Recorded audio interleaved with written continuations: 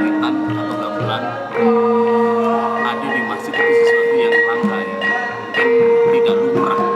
Lumrahnya di masjid adalah terbangan, ya kan, kemudian mungkin hal-hal yang sifatnya memang katanya Islami.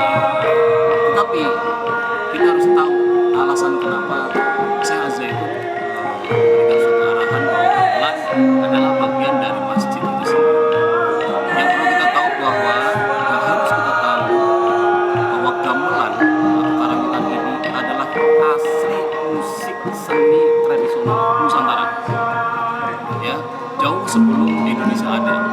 Ya, dimulai dari beberapa kerajaan-kerajaan pendahulu, ada yang namanya Medang Kamulan, itu sudah mengenal gamelan.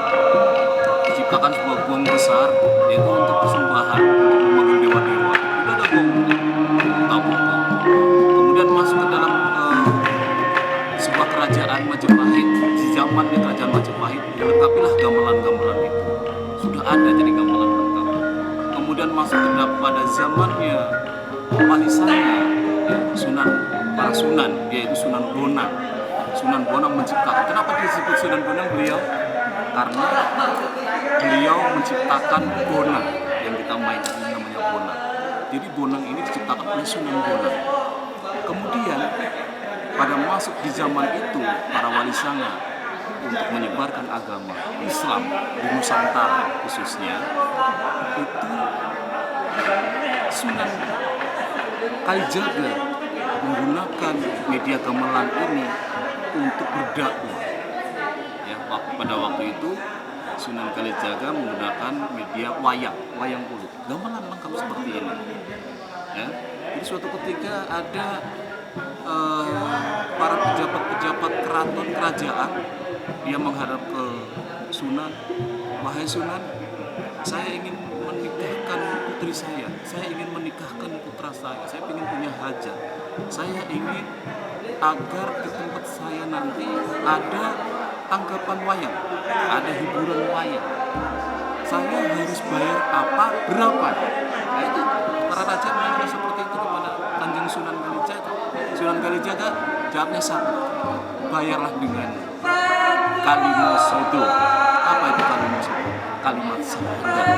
2 kalimat syahadat. Setelah apa itu kalimat sodo itu ada di Kanjeng Sunan, maka dijabarkan tentang syahadat, ya, 2 syahadat. Maka setelah itu secara otomatis raja-raja atau para adipati, para raja-raja yang menghadap, yang punya keinginan adanya hiburan wayang, itu secara otomatis masuk Islam. Makanya kemudian digelarlah pewayangan, karawitan atau gamelan ini dikemas demikian rupa. Di sanalah kita mengerti, memahami bahwa dengan gamelan itu pada masa itu dijadikan suatu alat dakwah yang luar biasa oleh zaman Wali Sanga. Ya, hari ini kita memahami, ya, kita paham, kita konon mengaku dirinya Islam, ya, mengenal huruf hijaiyah sampai dengan hari ini itu karena jasa-jasa beliau, para sunan.